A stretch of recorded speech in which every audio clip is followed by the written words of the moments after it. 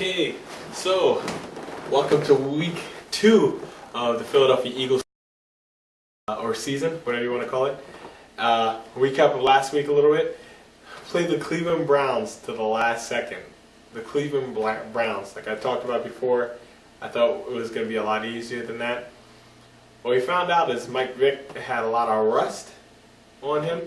I don't know if you call it rust or realistic. I mean, I'm not even a Vick hater, but you can't be that careless with the ball. You can't just chuck up the ball and just see who catches it. The other team did 4 times and it should have been 5 times.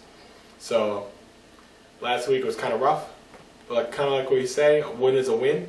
I'm okay with winning, but we got to learn something going forward.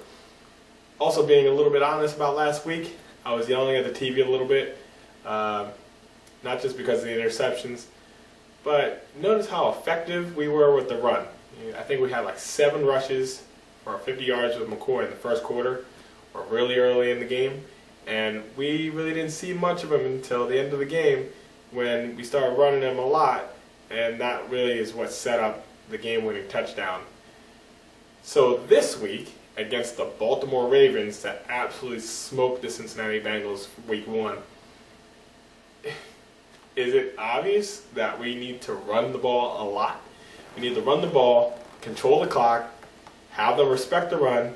Everybody starts cheating up. You need Ed Reed to start cheating up as well, and then that's when you go for the home run shot. Now, we got to see if we can even do that, because who knows about D-Jack, who knows about Macklin.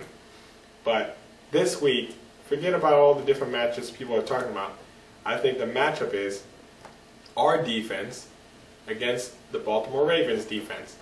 Who can hold the other's offense off the scoreboard, and who can create the turnovers that's needed for the offense to have that much easier time deep in the opponent's red zone.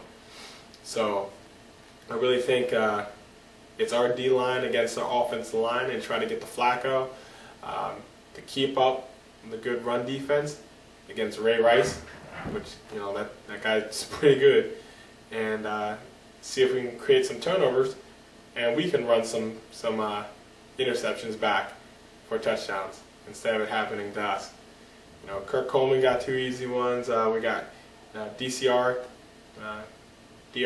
I mean Rogers Camardi. He had 2 interceptions. Could have been 3. We got some promise here on the defense. Cleveland didn't get any touchdowns on our defense. A bunch of field goals off of our turnovers. So, hey, our defense is doing all right. But once again, it was against Cleveland. Now we're going up against Baltimore. Outside of that, I just think Micheal Vick, you need to slow down a little bit, not try to do too much. Rely on your teammates, and we'll be great.